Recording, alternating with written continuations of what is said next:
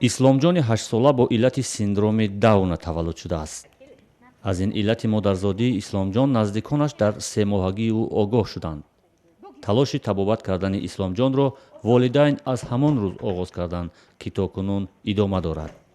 ҳарчанд ин кӯдак ҳарф задану роҳ рафтанро омӯхтааст, аммо қобилияти ӯ аз ҳамсолонаш заифтар аст. худам ҳамикати кор бурдам, 1 сол кор бурдам. ҳар хел ҳамин гапоя гуфта, бозоя ёд дода, велик рафта харида омда, велик ба сор шунонда, ҳаминоя игрушка харида омдем, игрушка кати бози кунондем. мақсад намондамда, 1 минутам намондам, апиш қафоя ҳамин фақат давидем. худо ба шукр ҳозир мана худаш иб мекард. аге шуд акнун Исломҷон мактаб меравад ва дарс мехонад. ин чанд? 1. инаш 2. ин чанд мешавад? вале на ҳамаи гирифторони синдроми Дауна мисли Исломҷон рушд карданд. модари Сумани 11-сола мегӯяд онҳо хеле дер огаҳ шуданд, ки духтарашон гирифтори синдроми Дауна аст ва бо усули омӯхтан низ инчунин атфоли маъюбро то ҳадде рушд додан имконпазир будааст. вақте ки кӯдак бо синдром Дауна ба дунё мебиёд, ин як нохушӣ аст. вақте ки модар ин ҳолатро мефаҳмад, гуфти рӯсо ки шок ба меғалтад. волидайне ки фарзандони гирифтори синдроми Дауна доранд, ҳамеша дар ҳолати мушкили равонӣ қарор доранд.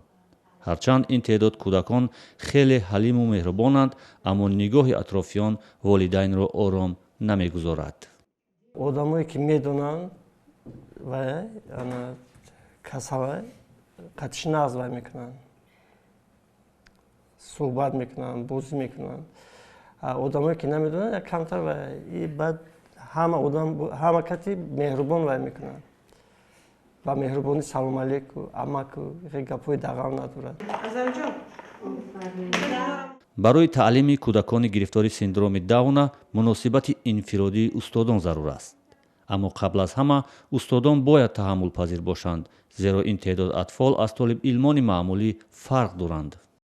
ино ки камтар гапзаниёшон мушкилтар аст, задешка речи доранд. барои ҳавай ино кати акочихиркамами як мисол ҳамин рақами 6 гӯем, мисол мо як рӯзба ина қатъи кӯдако омӯхта наметавонем як рӯзба. барои ино ки мисол як рақами 6 омӯхтан мо я 3-4 рӯз қатъиш дарс мегузарем да. барои рушду таълими кӯдакони гирифтори синдроми Дауна, созмони ҷамъиятии хайриявии СИДА дар мактаби шумораи 92 шаҳри Душанбе синфи машваратӣ ва мутобиқсозиро таъсис додааст. дар ин синф кӯдакон сухангӯӣ, ҳаракот ва волидайнашон муносибат бо ин теъдод фарзандонро меомӯзанд. феълан бештар аз 200 хонавода бо фарзандони гирифтори синдроми Дауна узви созмони СИДА ҳастанд. агар ки шароити лозимаро ба чунин кӯдакон муҳайё созед, агар онҳо ҳам барои ҷомеа як фоидаи калоне оварда метавонанд, ҳам барои худашон, барои мустақилона зиндагӣ кардан дар ҳамин ҷомеа як фоидаи худашонро биёранд. созмони СИДА бо пуштибонии молии созмонҳои байналмилалӣ чанд барномаи рушди кӯдакони гирифтори синдроми Дауна, аз ҷумла омодасозӣ ба мактаб, омӯзиши бозӣ барои кӯдакони то 4сола ва боздиду маслиҳат дар хонаводаҳое ки чунин атфол дорандро мавриди амал қарор додааст.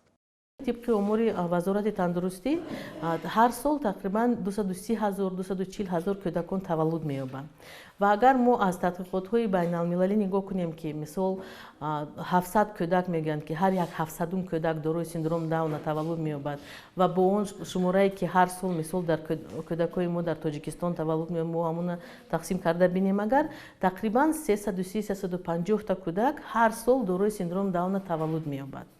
синдроми Дауна натиҷаи сегона будани хромосомаи 21-уми кӯдак аст. дар кӯдакони солим хромосомаи 21 ҷуфт аст. чунин шакли хромосома ба рушди маъмулии кӯдак монеа мешавад. синдроми Дауна ба издивоҷҳои хешутаборӣ ва ё тарзи носолими ҳаёти хонаводагӣ иртибот надорад ва гирифторони синдроми Дауна маризӣ унвон намешаванд ва табобат низ надорад.